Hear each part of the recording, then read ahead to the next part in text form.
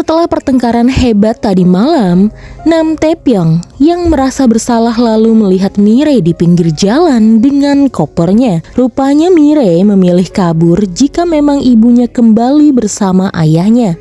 Mujin dan juga Eon merasa khawatir karena Mirei tidak juga menjawab telepon dari mereka. Saat Eon ingin mencari di mana Mirei berada, Mujin langsung menarik tangan Eon karena tahu Eon sedang demam. Ia menyuruh Eon untuk istirahat terlebih dahulu karena putri mereka juga sudah dewasa. Sementara itu, Nam Taepyeong bersikeras membawa Mirei ke rumahnya. Mirei awalnya menolak dan ingin membawa kopernya sendiri yang sedari tadi dibawa Nam Taepyeong. Karena mereka saling tarik-menarik, tiba-tiba saja Mirei malah terjatuh dan bajunya pun menjadi kotor. Sehingga dengan terpaksa, Mirei pun ikut ke rumah Nam Taepyeong untuk berganti baju. 갈아입고 나와요. 밥 준비해놓고 있을게요. Sementara itu, An Jong-in pun melihat keadaan Eon. Ia lalu bertanya, lalu bagaimana dengan hubungan Eon dan juga Mujin sekarang? Apa Eon akan kembali bersama atau memilih untuk berpisah seperti orang asing saja? Ia juga bertanya, mengapa Mirei begitu membenci Mujin? Eon berkata, jika ini semua adalah kesalahannya. Dulu, saat Mujin sering membuat masalah, Eon selalu melampiaskan dan menjelek-jelekan Mujin kepada Mirei, sehingga Mirei seperti tong sampah kekesalan Eon dan hal itu berdampak sampai sekarang. Di rumah Nam Taepyeong, Mirei tidak mempunyai baju lain selain dress santai yang seharusnya ia bawa ke Thailand. Beruntung, Nam Taepyeong meminjaminya jaketnya. Mereka berdua lalu minum bersama. Pada kesempatan itu, Nam Taepyeong lantas bertanya, mengapa Mirei bisa sekesal ini? Mirei hanya bisa berkata, intinya dia tidak suka ibunya kembali bersama ayahnya. Dari kecil, ia selalu melihat ibunya menderita gara-gara ayahnya. Dari awal, seharusnya kedua orang tuanya itu tidak pernah bertemu. Bahkan jika bisa, Mirei tidak ingin dilahirkan. Nam Taepyeong pun paham, rasanya tidak ingin dilahirkan ke dunia ini. Nam Taepyeong lalu mengungkapkan kepada Mirei jika CEO Nam yang Mirei kira adalah ayahnya Nam Taepyeong adalah ayah di atas kertas. CEO Nam adalah kakak tiri Nam Taepyeong. Suatu hari kakeknya yang adalah ayahnya datang membawa dirinya yang masih bayi. Agar CEO Nam tidak dipusingkan dengan warisan, maka CEO Nam mempunyai gagasan untuk menjadikan Nam Taepyeong sebagai putranya. Nam Taepyeong tahu hal itu ketika ia SMP dan memutuskan untuk kabur dari rumah dan tinggal di asrama. Lalu, beginilah hidup Nam Taepyeong sekarang, melarikan diri dari kenyataan. 이렇게 담담하게 말할 수 있기까지 괜찮았어요? Mirei lalu mengelus pelan kepala Nam Taepyeong. Ia menyemangati Nam Taepyeong jika kelahirannya adalah hal yang bagus dan Nam Taepyeong sudah tumbuh menjadi pria yang baik. Nam Taepyeong pun membalas elusan pelan di kepala Mirei. Mirei lantas terkejut mengapa Nam Taepyeong selalu memperlakukannya seperti ini. Nam Taepyeong pun berbalik bertanya, apa benar Mirei tidak tahu jawabannya? Sampai kemudian tiba-tiba klakson mobil mengagetkan mereka, di mana rupanya Mirei menghubungi sebuah taksi dan memilih untuk pulang ke rumah.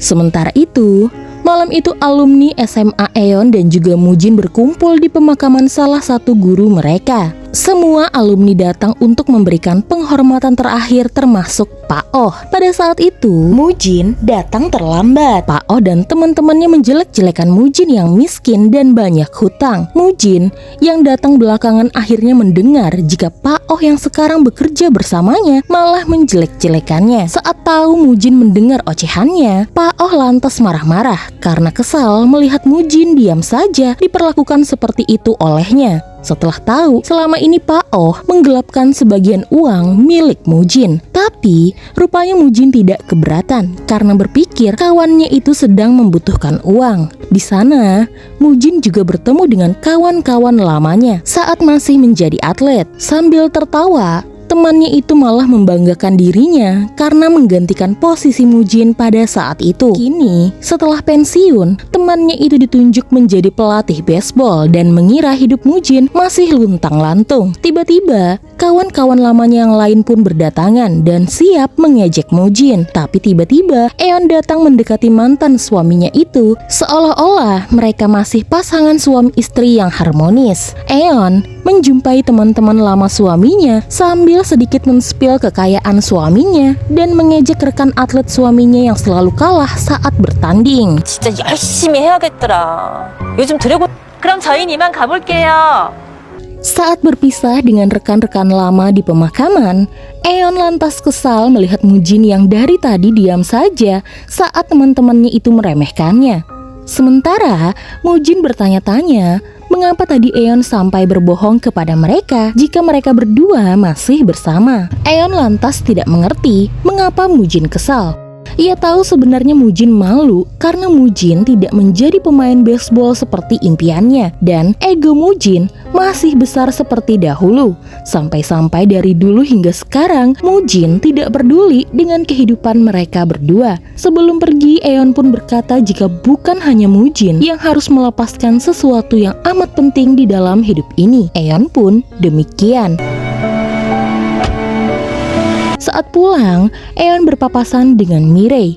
Mereka berdua pun langsung masuk ke rumah bersama. Eon lalu menjelaskan apa yang terjadi dan mengapa ia bersama Mujin di motel itu. Awalnya, Mirei paham dengan penjelasan ibunya. Namun, saat melihat ada 2 teh di atas meja, Mirei lantas mengira ibu dan ayahnya sedang bersama di saat ia tidak ada. Mirei pun semakin kesal dan kali ini ia tidak akan melarang ibu dan ayahnya itu jika memang ingin kembali bersama. Semua itu terserah ibunya saja, karena Mirei pikir ibu dan ayahnya itu akan kembali berpisah seperti sebelum-sebelumnya. Eon sebenarnya terkejut mendengar kata-kata Mirei, namun ia harus tahu mengapa Mirei dan Nam Taepyeong ke motel. Kali ini Mirei tidak ingin memberitahukan ibunya apa yang terjadi pada kehidupannya. Ia tidak akan lagi melaporkan apapun kepada ibunya. 아 그래, 그랬겠지. 나 이제 그런 거 일일이 보고할 나이 아니야. Karena masih kesal berada di rumah, keesokan harinya Mirei pun pergi berjalan-jalan di luar. Saat melihat Mirei, Mujin lega akhirnya putrinya itu kembali ke rumah. Namun, Mirei malah berkata jika ayahnya telah menghancurkan keseimbangan keluarganya. Untuk apa kembali jika sebenarnya ayahnya juga tidak menginginkan dirinya dan adiknya sebagai anak-anaknya? Mujin bingung apa maksud Mirei. Ia tidak pernah sedetik pun berpikir jika ia tidak menginginkan anaknya sendiri. 미래야. Rupanya, Mirei dan Nam Taepyeong janjian di taman. Nam Taepyeong ingin Mirei bermain sepeda bersamanya, namun Mirei tidak bisa naik sepeda dan ia punya trauma dengan sepeda. Nam Taepyeong pun lantas memaksa. Ia menyuruh Mirei untuk belajar 10 menit saja. Jika Mirei tidak menyukainya, maka mereka pun bisa berhenti. Mirei dan Nam Taepyeong pun belajar bersama dan dari kejauhan Mujin melihat putrinya itu belajar bersepeda. Ia terlihat khawatir ketika melihat Mirei terjatuh. Namun Mirei mau kembali bangkit dan belajar kembali. Hal tersebut kemudian mengingatkan Mujin pada satu kejadian yang mungkin adalah awal dari segalanya. 자전거 배우러 가자. Sewaktu kecil, Mirei dihadiahi sepeda baru dari Mujin. Mirei tentu saja sangat menyukai sepeda itu. Namun sayang, Mujin tidak bisa mengajari putrinya karena ia harus menonton pertandingan baseball. Saat minum-minum bersama rekannya sambil menonton pertandingan baseball di televisi, teman Mujin itu merasa kesal karena Mujin melepaskan posisinya untuk orang lain. Hanya karena pada saat itu Mujin butuh dana untuk kelahiran Mirei. Temannya berkata, jika saja Mirei tidak lahir, maka kemungkinan karir Mujin akan melejit dan masa depan Mujin rusak akibat Mirei.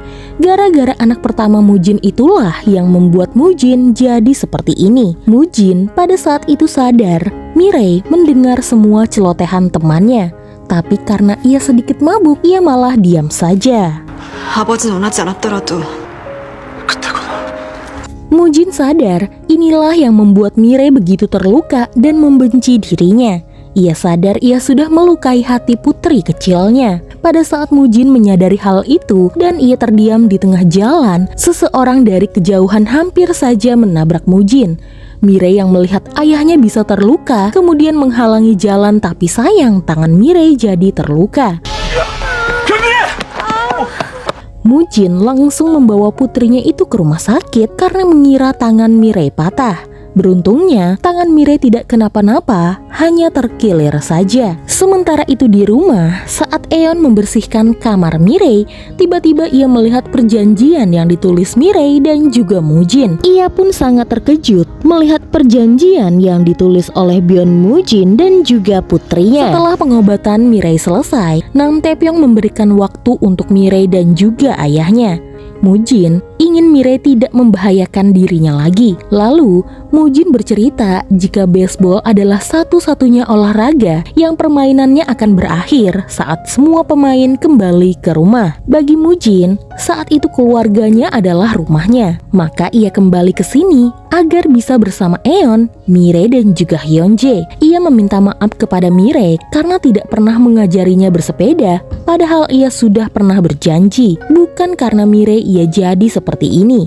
Ini semua karena dirinya sendiri. Semua karena ia tidak bisa melakukan apapun dengan baik.